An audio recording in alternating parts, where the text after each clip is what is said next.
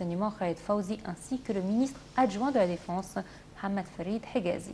Le porte-parole présidentiel, l'ambassadeur Ala Youssef, a déclaré que la Réunion avait abordé la situation sécuritaire dans le pays et les efforts déployés afin de pourchasser les groupes terroristes, notamment après les accrochages survenus hier entre les forces de la police et des éléments terroristes sur la route des Oasis, faisant plusieurs morts parmi les assaillants.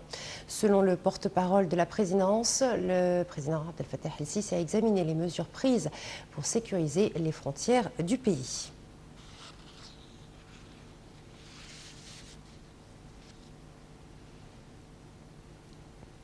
Et justement, les forces de l'ordre de la 3e brigade de l'armée ont arrêté 3 terroristes dans une région montagneuse au centre du Sinaï. Les forces armées ont également saisi un véhicule 4x4 appartenant aux terroristes et une quantité de produits explosifs utilisés dans la fabrication des engins explosifs. Le porte-parole militaire, le colonel Tamir El-Refai, a déclaré dans un communiqué que les forces armées poursuivaient toujours leurs efforts afin de poursuivre les éléments terroristes et criminels.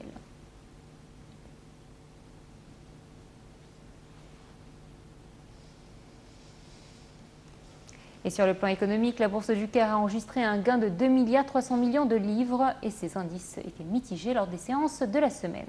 Selon le rapport hebdomadaire de la bourse du Caire, le capital du marché des entreprises cotées en bourse a atteint 769,9 milliards de livres alors qu'il était de 767,6 milliards la semaine dernière, soit une hausse de 0,3%. Le rapport souligne l'instabilité des indices boursiers lors des séances de la semaine. L'indice GX30 a rebondi de 1,76% à 13 955 points.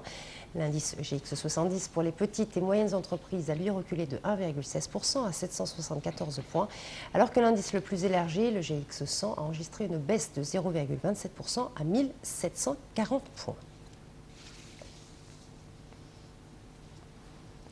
Dans l'actualité internationale, Damas a réagi à la publication du rapport de l'ONU qui l'accuse d'être responsable de l'attaque au gaz sarin qui aurait tué plus de 80 personnes en avril dernier en Syrie. Le communiqué cité par les médias officiels a dénoncé la méthode d'enquête qui s'est basée sur les propos des criminels qui ont commis cet acte immoral à Khan Cheikhoun et sur des témoins douteux. Les déclarations